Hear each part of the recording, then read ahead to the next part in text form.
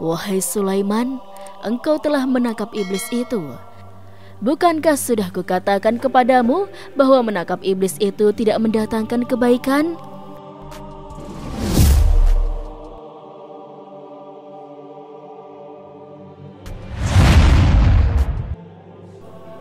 Sobat Rizky rahimakumullah, iblis atau setan, seperti yang telah diketahui oleh kita umat muslim bahwa mereka ini selalu melakukan aksi-aksi yang bertujuan untuk menjerumuskan manusia ke jalan yang penuh dosa. Mereka ingin semua keturunan Adam agar ikut tersesat dan menyekutukan Allah serta mendekati larangan-larangan yang sebenarnya telah diperintahkan Allah untuk menjauhinya. Tentu hal itu iblis lakukan sebagai bentuk dendam dirinya dan juga kaumnya untuk membalas Nabi Adam alaihissalam. Karena si iblis ini terusir dari surga setelah menolak perintah Allah untuk sujud kepada Nabi Adam alaihissalam saat dulu waktu diciptakan. Berbagai macam tipu muslihat iblis tempuh guna menyesatkan manusia, terutama manusia yang taat di jalan Allah Subhanahu wa Ta'ala. Namun sobat, apakah kalian pernah berpikir bagaimana jadinya jikalau dunia ini tidak ada setan atau iblis sama sekali? Apakah semua umat manusia akan taat beribadah? Dan ternyata hal itu benar-benar telah terjadi di masa lampau sobat, yakni tepatnya di zaman Nabi Sulaiman alaihissalam. Lantas, bagaimanakah kisahnya? Mari kita bahas tuntas sampai selesai. Tak bisa dipungkiri bahwa iblis ataupun setan merupakan makhluk yang akan selalu menggoda manusia dari sejak kita baru lahir sampai ajal menjemput. Karena tujuan mereka hanyalah satu, yaitu mencari teman sebanyak mungkin ketika mereka diazab di neraka kelak. Mungkin dari kita semua pernah ada yang berpikir, jika iblis atau setan sedemikian jahatnya, kenapa Allah tidak membinasakannya saja? Kenapa Allah tidak memusnahkan mereka, sehingga dunia ini akan menjadi tentram dan damai? Toh mereka juga tidak ada gunanya selain menyesatkan manusia. Sobat Rizky rahimakumullah, dalam sebuah riwayat diceritakan, Nabi Sulaiman memiliki kekuatan penuh menundukkan kalangan manusia, jin, dan binatang-binatang. Bahkan jin-jin pada masa itu menjadi pekerjaannya, yakni membawa bebatuan, pasir-pasir, serta bahan bangunan lain untuk membangun bangunan-bangunan yang megah. Meski dengan kekayaan dan kekuasaan tersebut, ternyata Nabi Sulaiman juga mencari rezeki dengan berjualan tas di pasar. Di dapur, Nabi Sulaiman setiap harinya selalu memasak 4.000 unta, 5.000 sapi, dan 6.000 kambing. Pada suatu ketika, Nabi Sulaiman pernah memohon kepada Allah untuk menangkap iblis dan memenjarakannya. Nabi Sulaiman berharap dengan ketiadaan iblis, maka akan membuat hidup manusia menjadi lebih tentram tanpa dosa. Dalam doanya, Nabi Sulaiman berkata, "Ya Allah, Engkau telah menunjukkan padaku manusia, jin, binatang buas, burung-burung, dan para malaikat. Ya Allah, aku ingin menangkap dan memenjarakan iblis, merantai, serta mengikatnya, sehingga manusia tidak berbuat dosa dan maksiat lagi." Namun, permintaan Nabi Sulaiman tersebut tidak serta-merta dikabulkan oleh Allah. Bahkan, Allah mewahyukan kepada Nabi Sulaiman bahwa tidak ada baiknya jika iblis ditangkap dan dibinasakan. Allah Subhanahu wa Ta'ala berfirman, "Wahai Sulaiman, tidak ada baiknya jika iblis ditangkap." Tapi Nabi Sulaiman tetap memohon, "Ya Allah, keberadaan makhluk terkutuk ini tidak ada kebaikan di dalamnya." Kemudian Allah berfirman lagi, "Jika iblis ditangkap, maka banyak pekerjaan manusia yang akan ditinggalkan. Namun Nabi Sulaiman tetap bersikeras untuk menangkap dan memenjarakan para iblis. Nabi Sulaiman berkata, "Ya Allah, aku ingin menangkap makhluk terkutuk ini selama beberapa hari saja." Melihat keinginan Nabi Sulaiman yang begitu kuat, akhirnya Allah mengizinkannya. Nabi Sulaiman pun menangkap semua iblis dan memenjarakannya. Esokan harinya, beliau mengutus pekerjanya untuk berjualan tas ke pasar. Namun, sesampainya di pasar, ada hal yang tidak biasa terjadi. Pasar tersebut kosong tanpa penghuni. Semua pedagang menutup dagangan. Mereka melihat hal tersebut, para pekerjanya lalu memberitahukan kejadian langka ini kepada Nabi Sulaiman. Lalu Nabi Sulaiman bertanya, "Apa yang telah terjadi?" Para pekerjanya pun menjawab, "Kami tidak tahu." Kejadian tersebut berjalan hingga beberapa hari. Bahkan dalam riwayat menceritakan, Nabi Sulaiman sempat tidak makan dan hanya minum air saja. Kemudian pada pagi harinya, Nabi Sulaiman memerintahkan pekerjanya untuk kembali berjualan tas di pasar. Lagi-lagi, pasar pun kosong dengan pedagang. Singkat cerita, setelah dicari tahu, ternyata para manusia memilih menutup pasar dan mereka pergi ke masjid menuju kuburan untuk mengingat kematian. Bahkan ada yang menangis dan meratap. Mereka semua sibuk mempersiapkan bekal menuju akhirat tanpa memperdulikan lagi keindahan duniawi. Hal ini tentu membuat Nabi Sulaiman keheranan. Dalam benak beliau berkata, "Apa yang sebenarnya terjadi?" Kemudian Nabi Sulaiman bertanya kepada Allah Subhanahu wa Ta'ala, "Ya Allah, kenapa orang-orang tidak bekerja mencari nafkah?" Allah pun mewahyukan kepada Nabi Sulaiman, "Wahai Sulaiman, engkau telah menangkap iblis itu, sehingga akibatnya manusia tidak bergairah bekerja mencari nafkah. Bukankah sudah kukatakan kepadamu bahwa menangkap iblis itu tidak mendatangkan kebaikan?" Mendengar jawaban Allah, Nabi Sulaiman kemudian melepaskan iblis dan bala tentaranya. Setelah dilepaskan, benar saja, keesokan harinya pasar kembali ramai, manusia kembali bersemangat untuk mencari harta dunia demi memenuhi segala kebutuhannya. Dari kisah tersebut sudah bisa kita bayangkan sendiri bagaimana kondisi dunia ini jika tanpa iblis dan setan. Oleh sebab itu, jangan pernah berprasangka buruk terhadap apapun yang Allah ciptakan. Sekalipun ciptaan tersebut kita anggap tidak berguna dan sering menyesatkan. Ini hanyalah ujian keimanan dan Allah Maha mengetahui segala sesuatu yang tidak kita ketahui.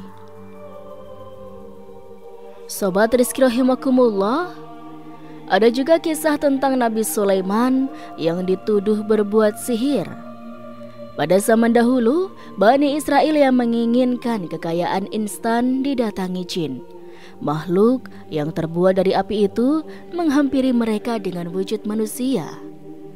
Saat itu, pasca wafatnya Sulaiman, sang utusan Allah Subhanahu wa Ta'ala yang dikaruniai kerajaan yang amat besar, berkatalah jin tersebut kepada orang-orang Bani Israel ini, "Maukah kalian kutunjukkan harta karun yang belum pernah kalian ketahui?" Mendengarnya, Bani Israel pun girang dan bersemangat.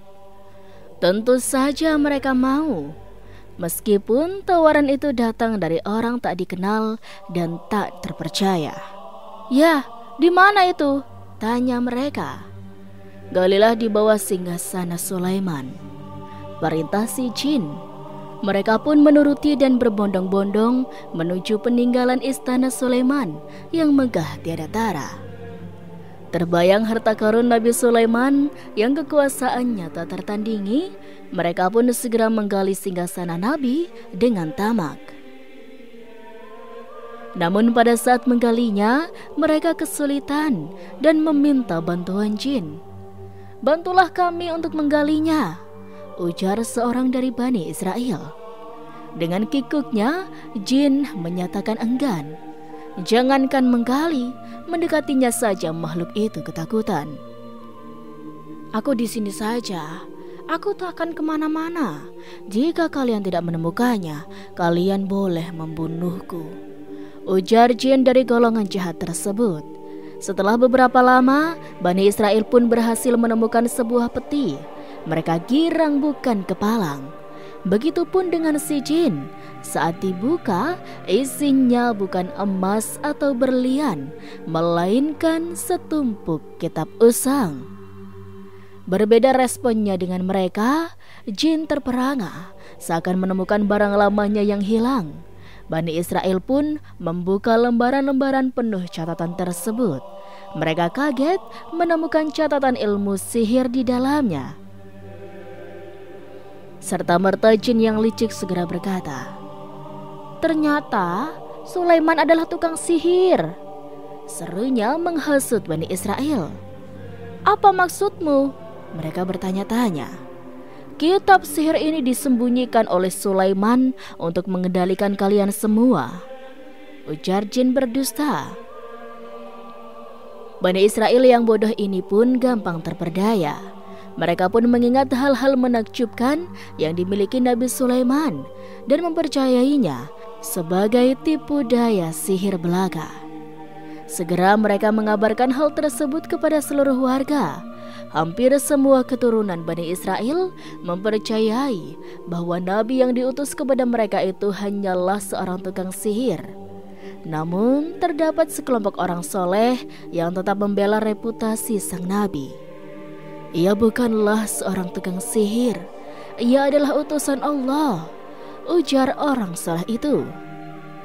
Bagaimanapun, banyak Bani Israel terpedaya dan lebih meyakini ucapan jin.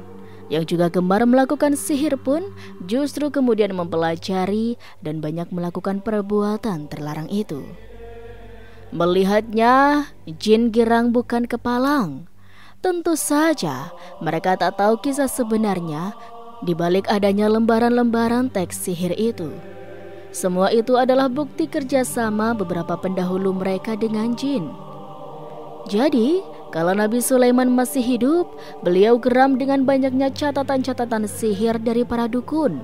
Penguasa sihir diperoleh para dukun atas keberhasilan jin dalam mencuri berita langit. Pada zaman sebelum diutusnya Rasulullah SAW, jin jahat gemar bertandang ke langit untuk mencuri berita tentang masa depan. Mereka mendengarnya dari para malaikat yang ditugaskan Allah. Dari menguping tersebut, para jin mengetahui hal-hal yang akan terjadi di bumi. Setelah berhasil mencuri informasi, mereka turun ke bumi dan mendatangi para dukun dan tukang sihir. Kepada mereka lah para jin itu memberikan hasil curi dengar berita langit. Sebuah informasi dari langit direkayasa jin menjadi 70 yang semuanya kemudian diterima para peramal untuk kemudian dituliskannya. Tersebarlah kitab-kitab sihir di kalangan Bani Israel. Mengatasinya, Nabi Sulaiman menyita seluruh catatan sihir itu. Beliau bermaksud melenyapkan sihir di muka bumi.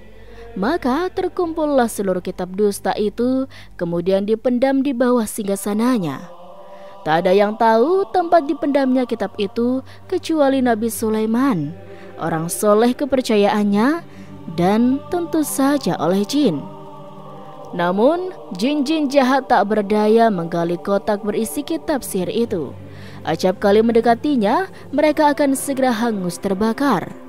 Mereka pun tak berani menyebarkan kebohongan sihir lagi, hingga kemudian Nabi Sulaiman wafat. Orang-orang soleh kepercayaan beliau pun meninggal dunia. Tinggallah tersisa jin yang mengetahui rahasia hartanya yang terpendam. Salah satunya kemudian mendatangi Bani Israel, menawarkan harta dan memperdaya mereka dengan menuduh Nabi Sulaiman sebagai tukang sihir. Tuduhan jin ini termaktub dan sekaligus terbantahkan dalam Al-Quran Surat Al-Baqarah ayat 102 yang artinya, "Dan mereka Bani Israel mengikuti apa yang dibaca oleh setan-setan atau kitab sihir pada masa kerajaan Sulaiman, dan mereka mengatakan bahwa Sulaiman itu mengerjakan sihir, padahal Sulaiman tidak kafir, tidak mengerjakan sihir. Hanya setan-setanlah yang kafir mengerjakan sihir. Ibnu Katsir menafsirkan ayat ini dengan mengatakan bahwa setan itu menyebarkan berita bohong bahwa Nabi Sulaiman menyimpan lembaran-lembaran sihir. Nabi Sulaiman memang memiliki kerajaan yang tak ada tandingannya sepanjang sejarah. Pasukannya terdiri dari manusia, jin, dan hewan. Tak sedikit jin yang menjadi budak di bawah perintahnya. Para jin jahat itu tak berdaya di bawah kekuasaan beliau. Bahkan sebetulnya kematian Nabi Sulaiman memberikan hikmah kepada umatnya bahwa jin tidaklah mengilmui hal gaib. Maka tatkala kami telah menetapkan kematian Nabi Sulaiman, tidak ada yang menunjukkan kepada mereka kematiannya itu kecuali rayap yang memakan tongkatnya. Maka tatkala ia telah tersungkur, taulah itu bahwa kalau sekiranya mereka mengetahui yang gaib, tentulah mereka tidak akan tetap dalam siksa yang menghinakan. Quran Surat Saba ayat 14. Wallahu a'lam. Dan itulah sobat sedikit kisah kali ini. Kurang lebihnya Rizky mohon maaf. Dan sampai jumpa lagi di kisah-kisah selanjutnya ya sobat. Sekian dari Rizky. Wassalamualaikum warahmatullahi wabarakatuh.